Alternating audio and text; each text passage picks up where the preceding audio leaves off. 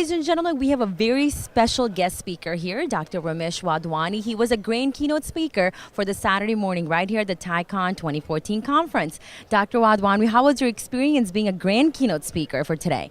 Well, it was wonderful seeing the audience and the level of energy and enthusiasm that I could feel. And it was also good to share 40 years of experience in being an entrepreneur.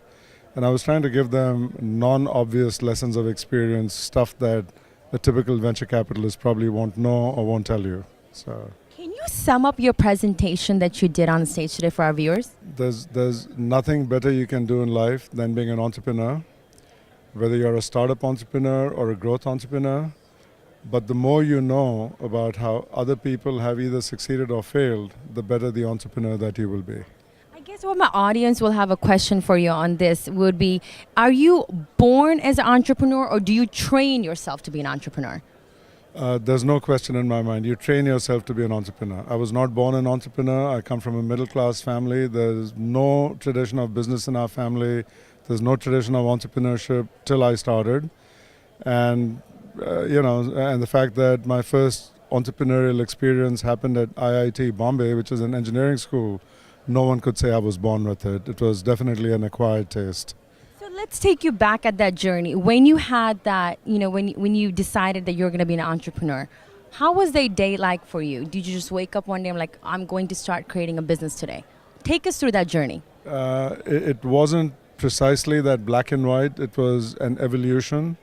So in the case of IIT Bombay, it was really an obvious need that hit me in the face. It was a personal need. I'd come back after long hours at, study and library at IIT Bombay, walk back a mile and a half to the hostel 2, 4 p.m. There wasn't a snack I could get, there wasn't a Coke I could get. Seemed pretty Spartan, seemed wrong. So I just felt someone should fill that need. No one else was willing to, so I said, fine, we'll go ahead and start something. And then I roped in 9 other friends, and we built this little company called the Canteen Corporation of IIT Hostel 2. Turned out to be hugely successful. In fact, so successful that, various politicians on campus nationalized the canteen in the end, as I mentioned in my speech.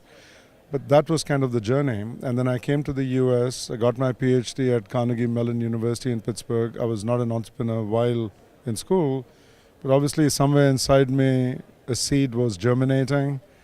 And then after I left Carnegie Mellon and I interviewed with some companies about jobs, it was very clear I didn't want to work for anyone else. It was very clear that that initial seed of the Canteen Corporation was still inside me. And so right from Carnegie Mellon, I started my first company, 10-year journey, and then my second company, American Robot, which I talked about. And then I moved to Silicon Valley because I wanted to compete with the best of the best. Best move I've ever made because I was finally able to really compete with, the great entrepreneurs in Silicon Valley. And that was the Aspect journey. And then after the Aspect journey was done, 10 years later, I wanted to build a group of companies, and that's the journey I'm on right now, Symphony Technology Group. So it's been an evolution, and I would say with each passing year, I learn more things, and I get to be a better entrepreneur. So. Fantastic. Now, when you started that journey, a lot of entrepreneurs in the beginning, what they face are some of the challenges. They get scrutinized by their family members and their best friends. How did you overcome that? In one sense, I was lucky that my first entrepreneurial experience was on campus, away from home. Okay. So it was difficult for family to scrutinize, and I did it with 9 friends. So they were supportive naturally as compared to being negative. But I do believe there's a certain amount of negativism and fear about risk-taking in Indian families. It's disappearing, by the way. I see it every time I go to India. I see it through the work we do at the National Entrepreneurship Network. I see it in other respects too.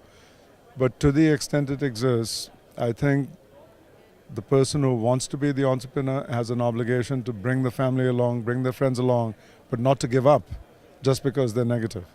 So the idea is bring them along, bring them on your side, because much easier doing it with their support than without their support. But don't give up your dream just because someone says it's too much risk. Think it through. Clearly don't engage in foolish dreams that have no chance of success.